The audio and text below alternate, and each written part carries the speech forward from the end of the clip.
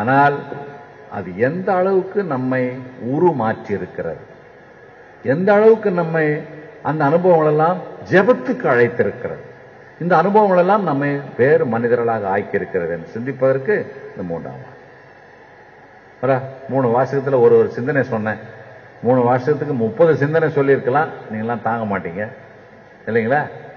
நீங்க எல்லாம் தூங்காத இருக்கிறத பார்த்து எவ்வளவு ஆச்சரியப்படுறேன் தெரியுமா? நான் ஒருவேளை பின்னால் இருக்கிறவங்க தூங்குறாங்களோ, ஆமா, முன்னால் இருக்கிறவங்க கண்டுபிடிச்சிருவாங்கன்னு சொல்லி நல்லா பிசுக்குன்னு பார்த்துக்கிட்டு இருக்கிறாங்க. ரைட், ரொம்ப ரொம்ப ஆச்சரியப்படுறேன். மிக விறுவிறுப்புடன் இந்த திருப்பலியில் பங்கேற்றுக் கொண்டிருக்கின்றீர்கள். 2009 இது ரொம்ப நீளமா இருக்காது. ஆனா 12 மாசம் சாதாரண காரியம் இல்லை. இந்த 12 மாசத்துல எவ்வளவு அனுபவங்கள் நமக்கு கிடைக்கும். போன 2008 பல அனுபவங்கள். இந்த 2009 கொஞ்சம் ஒழுங்கா இருந்துட்டு போவோம். ஏன்னா இந்த வருஷம் ஏதோ 2008 தப்பிச்சோம். இப்போ 2009 சுனாமி வருதுன்னு வச்சுங்க, அதை பினாமி கிட்ட விட்டுற முடியாது. வந்ததுன்னா நம்ம எல்லாம் அடிச்சுன்னு போக வேண்டியது தான். சரி, யாருக்கும் பயப்பட வேண்டாம். சொல்றேன், ஒரு நல்ல வாய்ப்பு கடவுள் கொடுத்திருக்கிறார். காலம் காலம் டைம் டைம் என்ற ஒரு பெரிய பொக்கிஷத்தை கடவுள் நமக்கு நன்கொடையா கொடுத்திருக்கிறார். 12 மாசம் எனக்கு காசு போட்டு வாங்க முடியுமா? கடவுளை கொடுக்கிறார். காசு போட்டு வாங்க பாப்பா. ஒரு கடையில் போயிட்டு, அப்பா ஒரு கிலோ ஜனவரி மாசம் கொடு, வாங்க முடியுமா?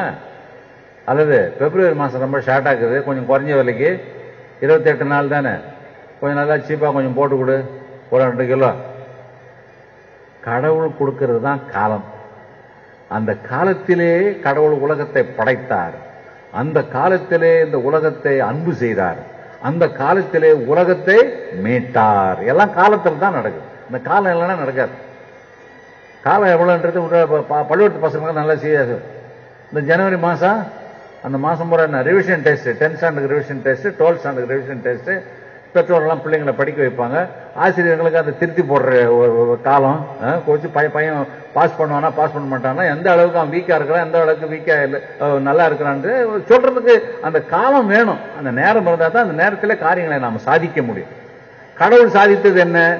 உலகத்தை படைத்தார், அன்பு செய்தார், உலகத்தை மீட்டார், உலகத்தை மன்னித்தார். காலத்தில் எல்லாம் நடந்து கொண்டிருக்கு. இந்த 2009ஆம் ஆண்டிலே ஒரு நல்ல காலமாக நமக்கு ஆண்டவருக்கு அமையும். எனக்கு ஒவ்வொரு வருஷமும் நல்ல அனுபவம் தான். என் அனுபவத்தெல்லாம் சொல்லிக்கிட்டு இருந்தாக்கா எங்களை பற்றி ஏன் சொல்ல மாட்டேங்க, நீங்க சண்டைக்கு வந்துடுவீங்க. ஒவ்வொருத்தரும் பாருங்க எவ்வளவு நல்ல நல்ல அனுபவங்களை நல்ல காலத்தை பயன்படுத்தி செஞ்சிருக்கிறீங்க. இந்த காலத்தை ஒவ்வொருவரும் ஒரு நல்ல அனுபவமாக, நல்ல காரியங்களை சாதிக்கின்ற ஒரு சந்தர்ப்பமாக நாம் பயன்படுத்திக் கொள்ளணும். அது பாட்டு காலை வருது, மாலை வருகிறது, இரவு வருகிறது என்று அப்படி போகாமல் ஒரு நாளும் ஏதாவது ஒண்ணு சாதிக்கணும். சாதிக்காம நம்ம படுக்க போகக்கூடாது. அதுல ஒன்று, பெற்றோர்கள் தங்கள் பிள்ளைகளை இந்த ஆண்டு சிறப்பான முறையில் சந்தித்து அவர்களுடைய உள்ள கிடக்கைகளை, எண்ணங்களை புரிந்து கொண்டு அவர்களுக்கு அறிவுரை ஆற்றுங்கள், நல்ல வழிபாடு.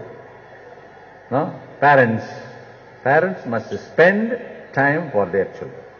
பேரண்ட்ஸுங்களுக்கு எல்லாத்துக்கும் டைம் இருக்கு. வேலைக்கு போவாங்க, சமைப்பாங்க, அப்புறம் வீட்டை கூட்டுவாங்க, கூட்டுவாங்க. அவ என்னதான் கூட்டுறாங்களோ தெரியல, அந்த வீட்டை ஒரு 10 தடவை கூட்டிடுவாங்க ஒரு நாளைக்கு. இதெல்லாம் செஞ்சுக்கிட்டு இருப்பாங்க. ஆனால் பிள்ளைங்களுக்கு டைம். நீ சில பேர் நல்லது செய்துக்கிட்டு இருக்கிறீங்க.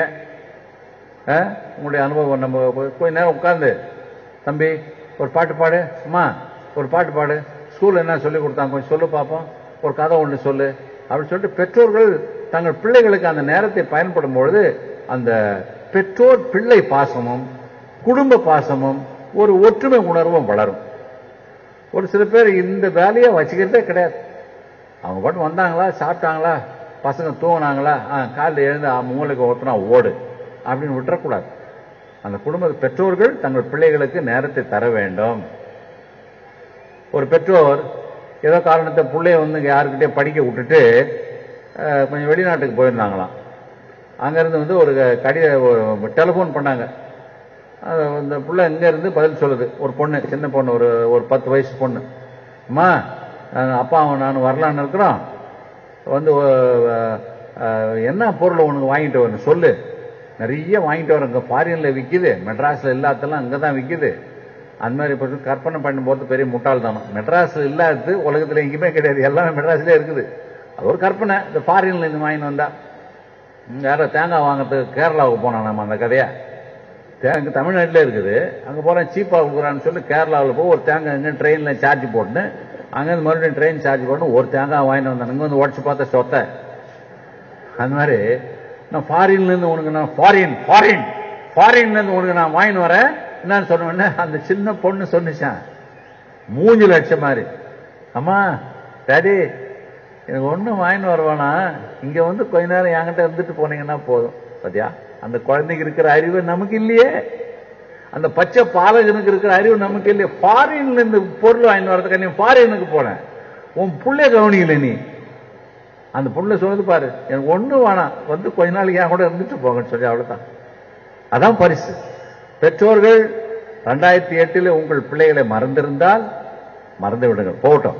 2008 2009 உங்களுடைய பிள்ளைகளை அமர வைத்து உங்களுடைய பாசத்தையும் உங்களுடைய கருத்துக்களையும் உங்களுடைய குடும்ப பாரத்தையும் அவர்களோடு பகிர்ந்து கொள்ளும். ஆசிரியர்கள் தங்களுடைய பிள்ளைகளுக்கு நேரத்தை கொஞ்சம் அதிகமா எடுத்து கரெக்டா வர்றது, கரெக்டா போறது. இப்போ நான்லாம் டீச்சர் அந்த எனக்கு பழக்கம். கரெக்டா வர்றதும் இல்லை, கரெக்டா போறதுல தான் இருப்பாங்க. ஆமாமா, டீச்சருங்க வர்றது. உங்க யாருன்னா டீச்சர் இருந்தா கோச்சிக்காதீங்க, என் அனுபவத்தை நான் சொல்றேன், என் கதியை நான் சொல்றேன். கரெக்டா வரவே மாட்டாங்க. காரணம், பஸ் சைக்கிள் பஞ்சரா போச்சு, ஏதோ காரணத்துல லேட்டா 9 மணிக்கு பள்ளியோட ஆரம்பிக்கிறாங்கன்னா 10 10:30 தான் வருவார். வந்தவுடனே அப்புறம் இப்போ ஒரு சின்ன ஒரு அட்டையை ஒன்று எடுத்து விசிறுவார். ஏன்னாக்கா வேர்வை, அவர் விசிறதுக்கு 1/2 மணி நேரம் உட்காந்து பாடம் எடுத்தாருன்னா சரி, அவர் உட்காந்து இந்த வேர்வையில தூக்கம் இருப்பாருங்க, ஒரு தூக்கம். ட்ரெயின்ல எலக்ட்ரிக் ட்ரெயின் கூட அந்த மாதிரி தூக்கம் வராது, அப்படி தூங்கிடுவார்.